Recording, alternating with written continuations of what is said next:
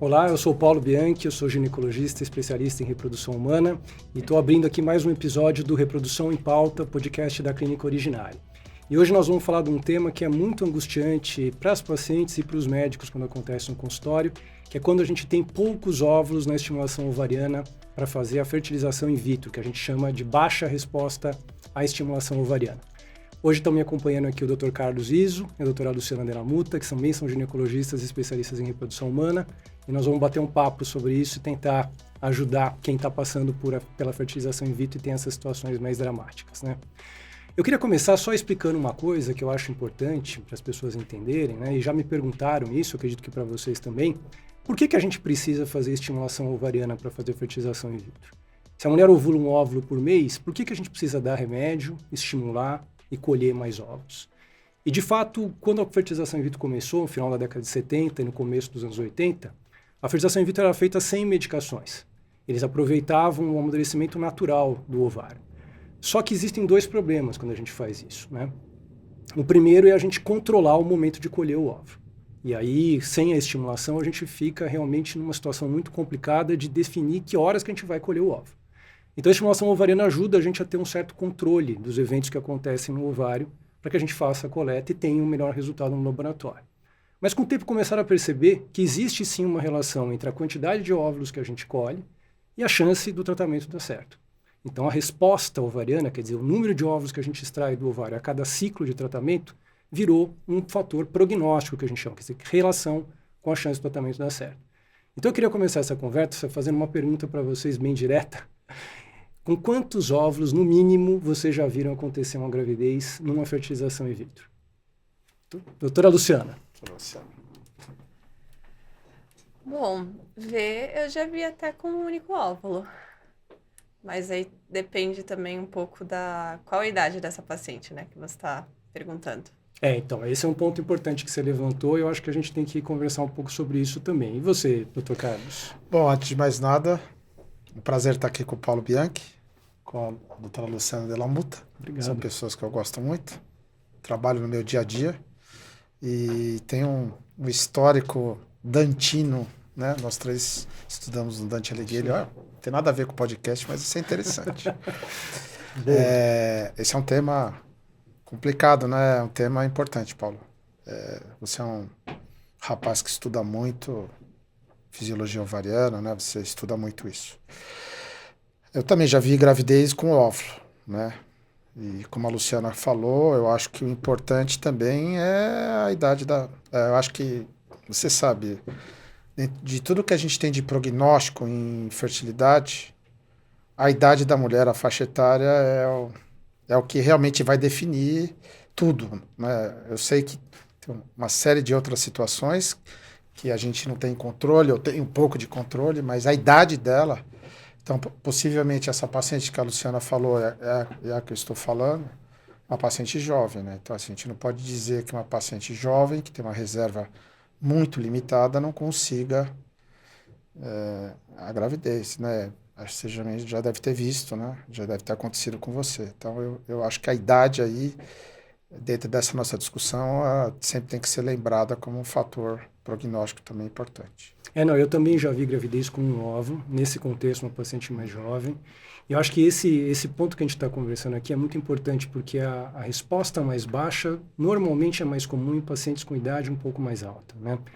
E quando a gente está falando de idade um pouco mais alta, idade reprodutiva um pouco mais alta, né? Acima de 35, especialmente acima de 37, 38 anos. E aí a gente junta dois fatores que não são tão bacanas assim, que é ter poucos óvulos, mais uma qualidade de óvulo um pouco mais baixa, né? Isso dificulta realmente. Dramáticos, Exato. Agora, o que a gente considera uma baixa resposta? Quando a gente faz a estimulação, qual que é o nosso objetivo, de fato, né? Quer dizer, quantos ovos a gente fica satisfeito e a partir de quanto menos a gente acha que isso seria um problema, né? Qual que é a definição da baixa resposta ovariana? O que você comenta sobre isso, Luciana? Bom, a gente tem algumas definições, né? Tem alguns critérios, inclusive os critérios de Bolonha, né? Eles se reuniram justamente para tentar chegar num consenso, né? Pensando em termos de publicação também, né? Mas, no geral, abaixo de 3, né? Considera uma resposta ruim. Mas tem também o que chama de resposta subótima, né? De 4 a 9 óvulos, que aí entra também em outros critérios. Mas eu acho que, no geral, a gente sempre gosta de trabalhar com pelo menos uns 10 óvulos, né? Exato, eu acho que isso é um ponto importante. Complementando o que a Luciana falou, a definição, né, de baixa reserva, esse grupo, a gente não tem uma definição, mas se você for ver as entidades, os grupos de estudo no mundo, eles têm o critério de Bolonha, tem lá a classificação de Poseidon, tem... você não tem uma unanimidade, ó, é assim. Exato. Eu acho que tem um grupo, até puxando esse gancho da Luciana, tem um grupo que eu acho um grupo interessante, que é esse grupo limítrofe, né? A gente vai falar de baixa resposta aqui. Mas esse grupo limítrofe não é nem 8 nem 8 mil, né? Esse é um grupo difícil, viu? Porque esse é um grupo que você muitas vezes gera uma expectativa de ter uma resposta melhor, e aí você acaba trabalhando com o número de óvulos ali um pouco limitado, né? E isso muitas vezes mina um pouco o seu resultado, né? Mas eu acho que a definição que é difícil para a gente, né? Como você falou, Paulo, se você juntar a idade, a qualidade, né? Que é a idade da mulher com a quantidade, a baixa quantidade, realmente o prognóstico vai ficar bastante reservado, né? É o grupo mais difícil que a gente tem, é o grupo que a gente quer estudar, é o grupo que a gente tem mais dificuldade de manejar, né? Não, com certeza. E eu acho que você tocou nos pontos importantes, né, de reserva ovariana e tudo mais. Mas só para esclarecer para as pessoas, quando a gente fala em baixa resposta ovariana, nós estamos lidando com um grupo de pessoas que a gente acredita que vão ter um resultado inferior ao que a gente gostaria, de acordo com a idade delas, né? Quer dizer, mesmo em mulheres mais jovens, quando a gente tem menos óvulos, essas mulheres vão ter uma chance um pouco mais baixa do que mulheres com a mesma idade que têm uma quantidade um pouco mais alta, né? E normalmente esse ponto de corte é em torno dos 3, como o Luciano falou, né? Abaixo disso, 3 ou menos, usando, e aí vem um ponto importante, né? Usando uma dose convencional de medicação, né? Nós vamos falar aqui um pouco também sobre protocolos de dose baixa e tudo mais, mas a resposta ovariana que está associada com prognóstico é quando se usa a dose convencional e a gente tem 3 ou menos óvulos colhidos, né? Mas já que você falou sobre reserva ovariana, então quer dizer, até que ponto a gente consegue prever que aquela paciente que está na nossa frente vai ter uma reação mais baixa ou não? É uma coisa que a gente consegue perceber. Assim, você é uma mulher que tem um prognóstico um pouco mais complicado porque você tem uma chance de ter menos óvulos. Como é que a gente consegue perceber isso? Veja, a idade vai entrar aí de novo, né? Tanto na qualidade quanto na quantidade, não tem jeito. Como você falou, eu posso ter uma mulher de 35 anos e compará-la com outras mulheres de 35 anos e verificar que a reserva dela não é o normal para aquela faixa etária, é abaixo, por exemplo. Então você já talvez um sinal de alerta, fala, olha, essa paciente ela deveria ter lá 10, 12 óvulos para produzir, ela vai produzir menos. Você tem marcadores de reserva que a gente usa muito, tem marcadores mais modernos, marcadores mais afeitos a quem faz reprodução, né, que é como a contagem dos folículos, né? Certo. E o antimileriano, que é uma dosagem mais moderna, né? A gente usava muito a FSH e o estradiol, a gente usa muito na universidade, hein?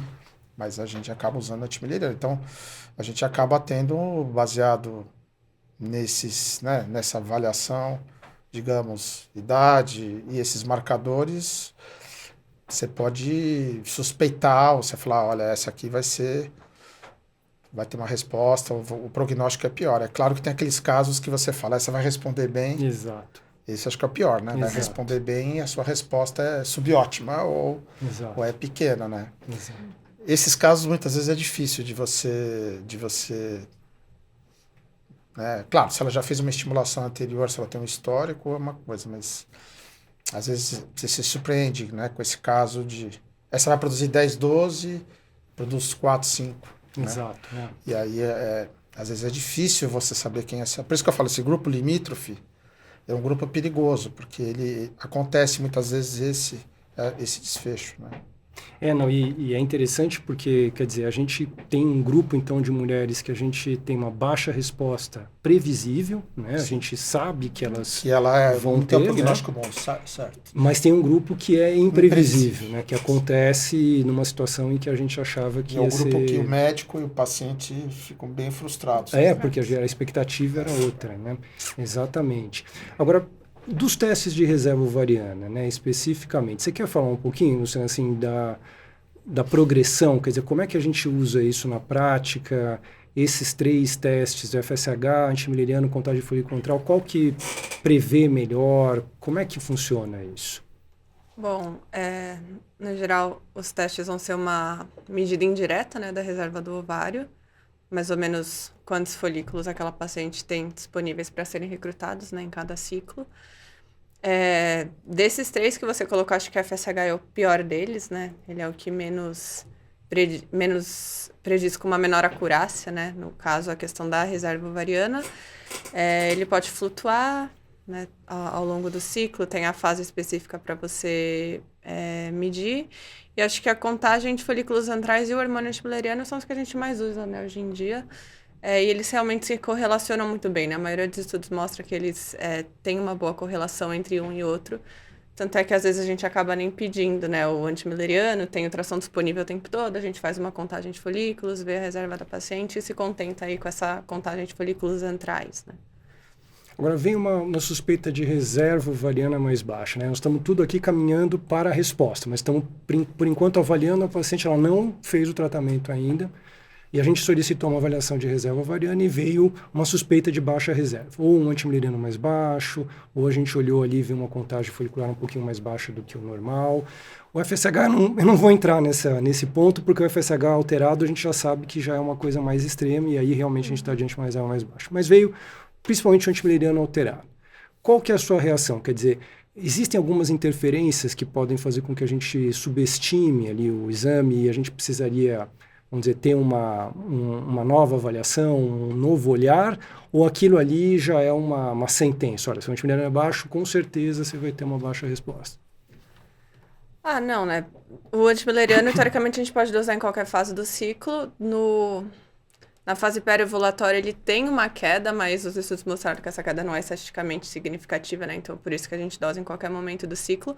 Mas tem a questão da interferência com o método contraceptivo, né? Hormonais, se a paciente está usando alguma coisa. Então, é comum a gente receber paciente que usa pílula, quer congelar óvulos, faz o antimileriano, tá baixo, aí ela entra em desespero. Aí a gente para a pílula, repete aí 2, 3 ciclos depois e esse antimileriano vem um valor mais alto, né? Que corresponde à real reserva dela, né? Que os métodos contraceptivos hormonais podem realmente falsear esse antimileriano para baixo, né? E tem também a biotina, né? Que muitas mulheres usam, que mascara a dosagem, né? Não necessariamente ela baixa o antimileriano no sangue, mas a dosagem fica um pouco mais difícil, então a gente pede para suspender a biotina pelo menos 2 dias antes, né?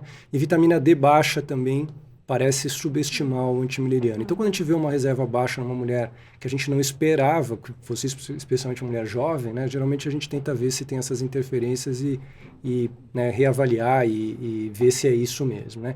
E vocês sabem que tem uma coisa que perguntam muito para mim, eu acho que para vocês também, eu tenho uma reserva baixa, um antimileriano baixo. Na fertilização in vitro é o que nós estamos conversando aqui, número de ovos que a gente vai ter e dificuldades que a gente pode ter no laboratório, tendo em vista que é um processo artificial e a gente precisa de mais ovos para superar algumas questões técnicas que ainda existem. Mas e a fertilidade natural? Quer dizer, se a gente está diante de uma pessoa que veio congelar ovos, mas ela tem uma reserva mais baixa, o que isso fala sobre a fertilidade natural, né? E é curioso porque tem um estudo grande americano. Ele foi publicado a primeira vez em 2017, numa revista com impacto bem grande lá, que é o JAMA. E o que eles fizeram foi o seguinte, eles pegaram mulheres de 30 a 44 anos, fizeram a avaliação de reserva ovariana, com antimileriano e FSH, acompanharam essas pessoas por 1 ano. E eles queriam saber, depois de 1 ano, quem que tinha engravidado mais. Quem tinha o antimileriano acima de 0,6 ou abaixo. E deu igual. O antimileriano abaixo de 0,6 não conseguiu discriminar quem conseguiu engravidar depois de 1 ano. Conseguiram acompanhar algumas dessas mulheres por mais 2 anos, então por 3. E eles foram avaliar de novo. E o antimileriano abaixo de 0,6 também não conseguiu prever quem conseguiu engravidar em até 3 anos. Então, os testes de reserva, eles servem muito para a gente estimar a resposta ovariana, mas não tanto para a gente estimar a fertilidade, né? Então, é algo que às vezes as pessoas confundem. A gente não está avaliando a fertilidade, a gente está avaliando um parâmetro técnico de curto prazo, que é a resposta que a paciente vai ter quando a gente fizer a estimulação, né? Vocês estão de acordo com isso? Acho que todo mundo aqui tem uma história, né? Da paciente que viu antimileriano baixo, foi congelar óvulos, aí 3 anos depois ela resolveu tentar engravidar e no primeiro mês de tentativa estava grávida. É isso, né? Então ele não é um teste de fertilidade propriamente dito. Talvez ele ajude a gente a ter uma noção de assim, puxa, essa mulher tem uma reserva mais baixa, ela vai ter um tempo de vida reprodutiva menor do que uma mulher que tem a mesma idade e tem uma reserva mais alta, mas não no curto e no médio prazo, né? Eles tentam fazer uma correlação entre o valor do antimileriano e a possibilidade de prever a menopausa, né? A entrada na menopausa. Então, é o que você falou. O antimileriano, ele não diz se ela vai engravidar, não vai engravidar, se ela vai abortar, se ela vai ter... Não diz nada, né? Então, às vezes essa mulher, ela chega para você muito assustada, né? Porque ou o ginecologista dela, ou outro profissional... diz para ela, olha, você não vai engravidar com esse antimileriano. Né? Exato. Isso é um problema. E aí não é verdade, né? Principalmente se ela for jovem, ela vai poder engravidar com um óvulo, 2 óvulos. Então, muito cuidado com isso, né? E ela tem um todo mês, né? Uma tentativa só uma previsão de resposta, uma previsão de quanto que o motor pode funcionar. Exato. Entendeu? Exatamente. Então, cuidado com isso. Isso eu acho que é um fator bem significativo, né? Agora, você falou um ponto que eu acho importante, né? De tudo que a gente está discutindo, né? De prever, né? Quem que vai reagir mal ou não, a minha impressão é que o que é mais preciso é se a pessoa já fez uma vez a estimulação convencional e teve poucos, né? Esse é um fator que alguns critérios levam em consideração, o critério de Bolonha, né? O de Bolonha leva isso em conta, né? E é um fator que a gente vê que realmente tem uma certa relação mesmo com a pessoa reagir mal, né? Agora, em relação aos outros, às vezes a gente vê, né? Um valor normal não garante uma resposta boa, né? A gente pode ter uma resposta não muito boa com um valor normal, né? Mas a maioria das mulheres com valores normais reagem bem, né? Agora, o que causa essa resposta mais baixa? Quer dizer, ou uma reserva mais baixa ou uma resposta mais baixa com reserva normal? Por que isso acontece?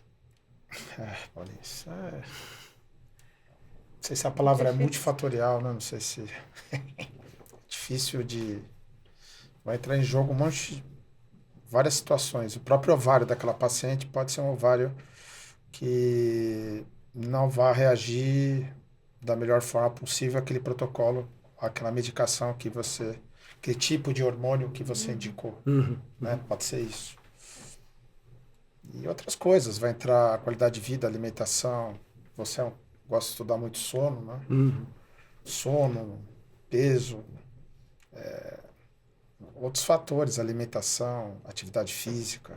Eu tenho uma paciente que perguntou o seguinte, a mulher nasce com menos ovos? É genético isso? Quer dizer, uma parte, pelo menos dessas pessoas, nasceram com menos ovos? Bom. É engraçado, né? Que às vezes a gente atende... A Luciana também vê, às vezes a gente atende uma menina que apareceu lá com 33 anos, antimileriano baixo, abaixo de 0,6, por exemplo. Aí você vai perguntar da história da mãe, né? Da história familiar. Ela é uma filha de 4 irmãos, né? A mãe teve 4 filhos, né? Fala, como é que minha mãe teve 4 filhos e eu tô com antimileriano de 0,3? É isso aí. Não sei se, às vezes... Pode ser que tenha alguma questão genética envolvida, mas pode ser que rápido. realmente a mãe dela engravidou mais cedo e naquela época não tinha antimileriano, ela nem sabe que ela tinha reserva baixa, né? Como eu te falei, é multifatorial. Acho que deve ter alguma... Pode ser que tenha alguma... Você não acha que tem alguma coisa genética? Deve ter alguma acredito coisa. Que sim. Porque a reserva, né, a avaliação da reserva, assim como a idade da menopausa, são coisas que variam muito, né? De Você mulher pergunta, pra mulher, né? Faz parte da sua anamnese, né? Se perguntar Isso. isso. Eu acho uma pergunta importante, saber como é que foi a menopausa da mãe. Né? Eu acho que isso tem uma certa correlação. A gente sabe que isso tem correlação com insuficiência ovariana, né?